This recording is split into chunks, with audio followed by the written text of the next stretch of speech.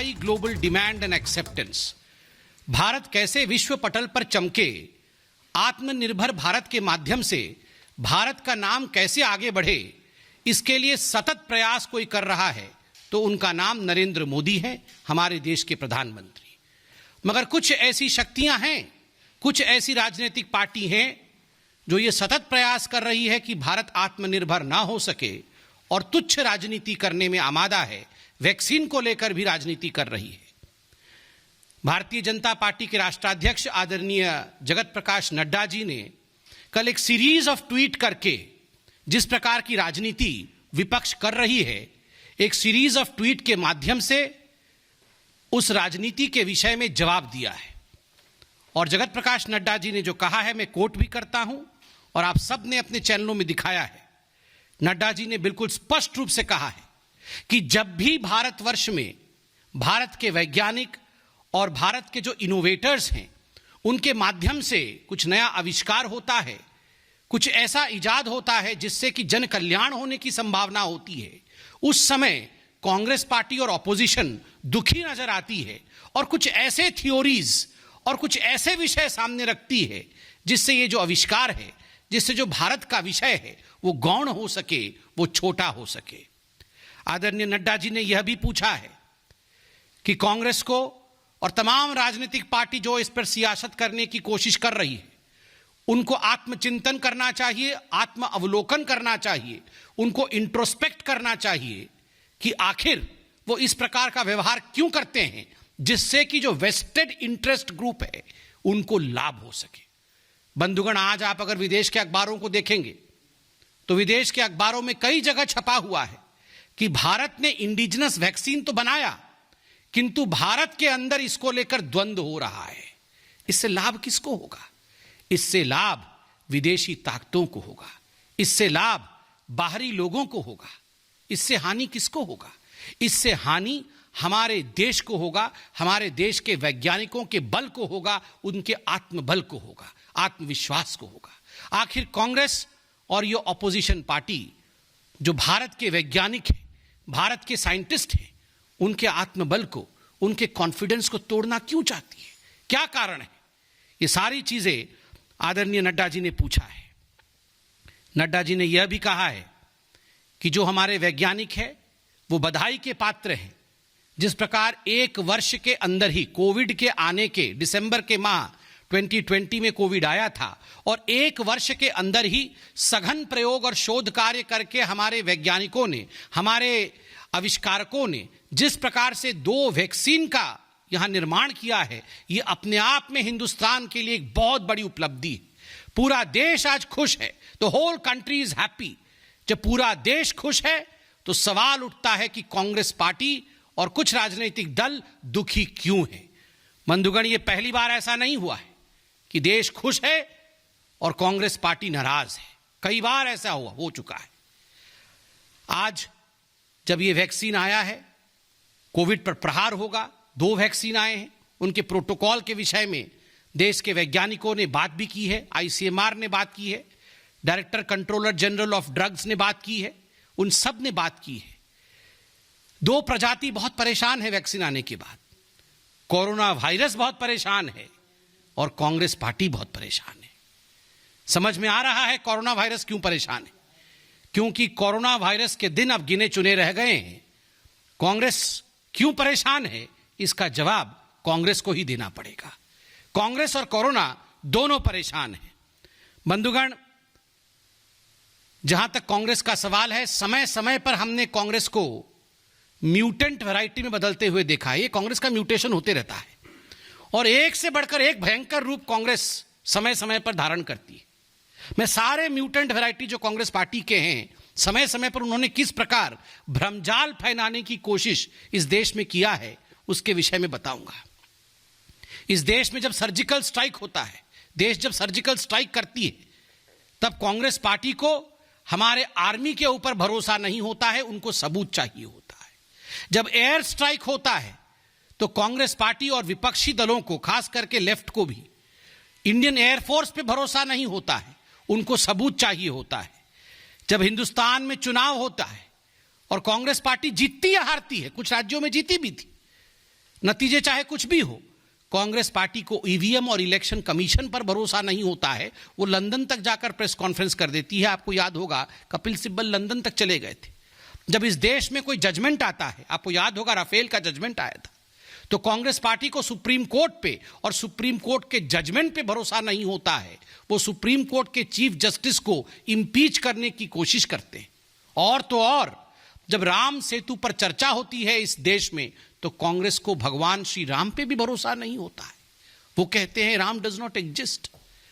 किसी पे भरोसा नहीं है कांग्रेस पार्टी को, न भगवान राम पे भरोसा है, न इलेक्शन कमीशन पर भरोसा है। और जब यूनाइटेड नेशन, संयुक्त राष्ट्र और IMF ये कहती है, इंटरनेशनल मॉनेटरी फंड कहती है कि भारत एक चमकता हुआ सितारा है इकोनॉमिक फ्रंट पे, तो कांग्रेस पार्टी कहती है ये सब मिले हुए हैं। न संयुक्त राष्ट्र पे भरोसा है, न WHO पे भरोसा है, न IMF पे भरोसा है। जब जनता भारतीय जनता पार्टी को जिताती है तो जनता पर भी कांग्रेस पार्टी को भरोसा नहीं होता है। वैक्सीन जब आता है तब वैक्सीन पे भरोसा नहीं होता है। जब हिंदुस्तान की जनता कोरोना वॉरियर के प्रोत्साहन के लिए ताली और थाली और दीप का सहारा लेते हुए उन्हें प्रोत्साहित करती है, तो कांग्रेस पार्टी को कोरोना वॉरियर पे भरोसा नहीं होता है। आखिर कांग्रेस पार्टी का भरोसा किस पे है? बंधुगण, कांग्रेस पार्टी का एकमात्र सहारा और उनका केवल और केवल विश्वास गांधी परिवार को छोड़ के और किसी पे नहीं है। उनके लिए सर्वस्व गांधी परिवार है, सब कुछ गांधी परिवार है। बस ना आर्मी कोई है, ना वैज्ञानिक कोई है, ना सुप्रीम कोर्ट कुछ मायने रखता है, केवल और केवल गांधी परिवार। कहां है राहुल गांधी? छुट्टी बिताने बाहर गए हुए हैं खुद, और यहां पर र्यूमर मॉन्गरिंग करवा रहे हैं, यहां पर भ्रम फैला रहे हैं। आप बताइए, इस प्रकार की बातें इतने गंभीर विषय को लेकर होनी चाहिए क्या? जो र्यूमर्स होती हैं वो जंगल की आग की तरह फैलती है। Rumours spread as wildfire, and in this most important time when we should be comforting the people of the country, when we should be talking about the truth, when we should have a scientific bias towards whatever we talk, when we should in fact be supporting scientific advices given by some of the most important competent authorities of the country, when we should be talking about confidence, instilling confidence in people of India, we have the Congress party, Shashi Tharoor, Jairam Ramesh, many others who in fact have been trying their best to rumor-monger, who have been lying, who have been trying to cause some kind of chaos in this country. इस देश में भ्रम फैलाना चाहते हैं।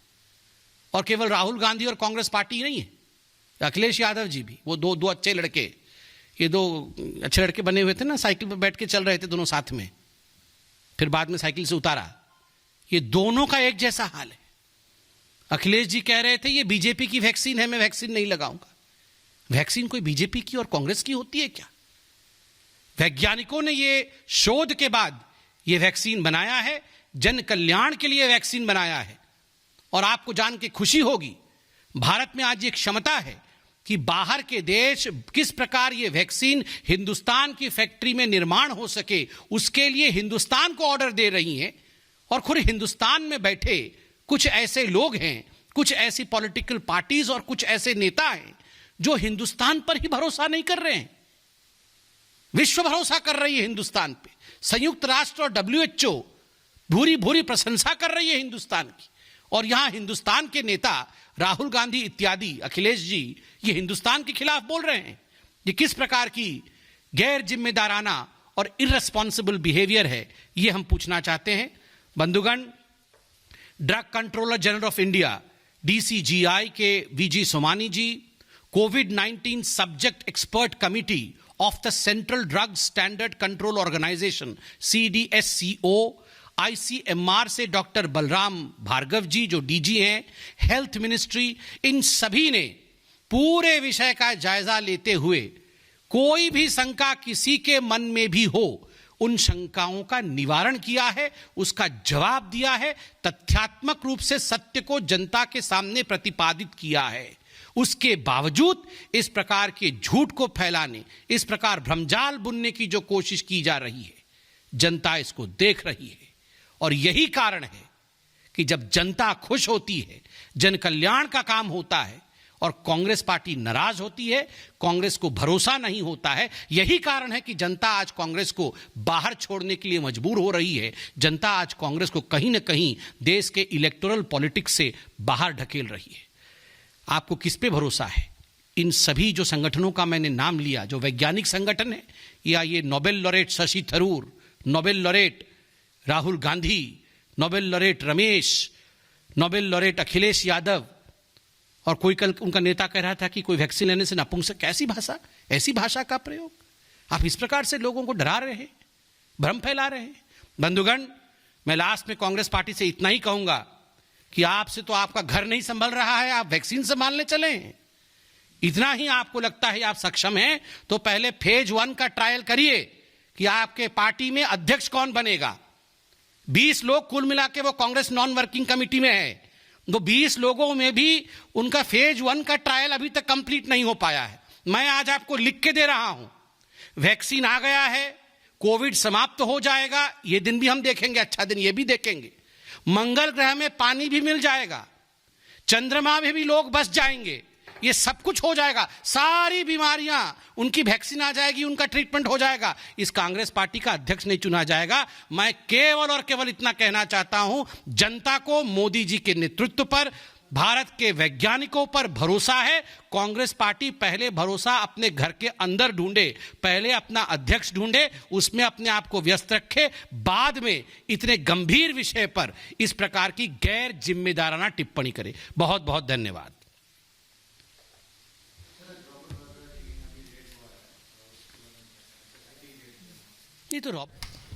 तो BJP के राष्ट्रीय प्रवक्ता संबित पात्रा एक प्रेस कॉन्फ्रेंस को संबोधित कर रहे थे और सीधे राहुल गांधी और कांग्रेस पार्टी पर प्रहार किया। अखिलेश यादव को आड़े हाथों लिया है कोरोना वैक्सीन को लेकर हो रही राजनीति पर।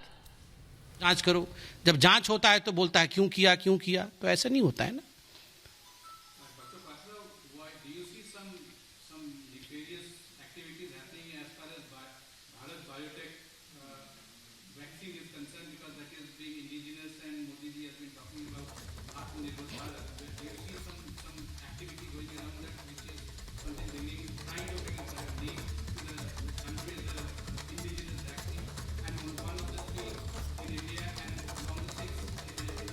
आप देख रहे हैं कि we as Indians are proud today that India, Atmanirbhar India, has produced 2 indigenous vaccines. We are proud that we are amongst a few countries who have done so very well under the leadership of Prime Minister Narendra Modi in fight against COVID. We had one of the lowest mortality rate worldwide. All this was because rightful steps were taken at the right time. And today we have vaccines for emergency use, and I'm sure vaccines are going to work wonder, and very soon we will see that we would all be benefited scientifically out of it. But trying to spread rumors out of it, trying to politicize this whole issue is something I firmly believe is in itself a nefarious thing, because these are serious issues.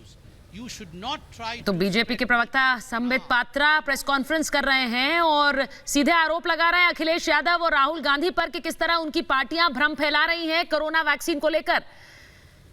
ये देश के लिए गर्व की बात है कि एक नहीं 2 वैक्सीन भारत ने विकसित की हैं और आत्मनिर्भर भारत की यही पहचान है। इस पर भारतवासियों को गर्व है, लेकिन इन राजनीतिक दलों को गर्व नहीं है। यही बात कह रहे हैं संबित पात्रा। इस दलगत राजनीति से देश को नुकसान होगा। जिस तरह से पार्टियां लोगों के बीच वैक्सीन को लेकर भ्रम फैला रही हैं, उससे आम लोग वैक्सीन को लेकर भ्रमित होंगे और इसी पर सवाल पूछ रहे हैं, सवालों से घेर रहे हैं संबित पात्रा कांग्रेस पार्टी और समाजवादी पार्टी को। इस टीके से सिर्फ कोरोना नहीं, कांग्रेस पार्टी भी परेशान हो रही है। संबित पात्रा की ये प्रेस कॉन्फ्रेंस, आपको याद होगा कि किस तरह से कोरोना वैक्सीन आने के बाद प्रधानमंत्री नरेंद्र मोदी ने देश को बधाई दी। ये 2 वैक्सीन जो कि देश में निर्मित हैं और इसको लेकर WHO ने सराहना की, लेकिन किस तरह से राजनीतिक बयानबाजी इन वैक्सीन को लेकर शुरू हो गई और उसी पर प्रहार कर रहे हैं संबित पात्रा।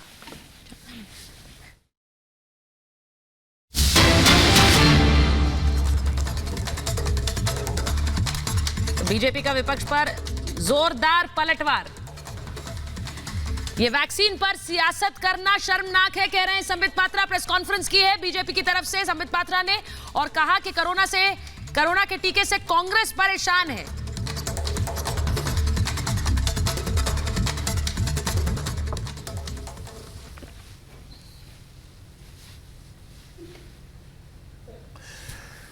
तो आपने सुना, संबित पात्रा ने एक एक करके कांग्रेस पर और उन लोगों पर, विपक्ष पर प्रहार किया और साफ तौर पे कहा कि इस तुच्छ राजनीति से देश को नुकसान है। देश को कोरोना का टीका मिला, ये खुशी की बात है, लेकिन कुछ लोगों को ये बात पची नहीं।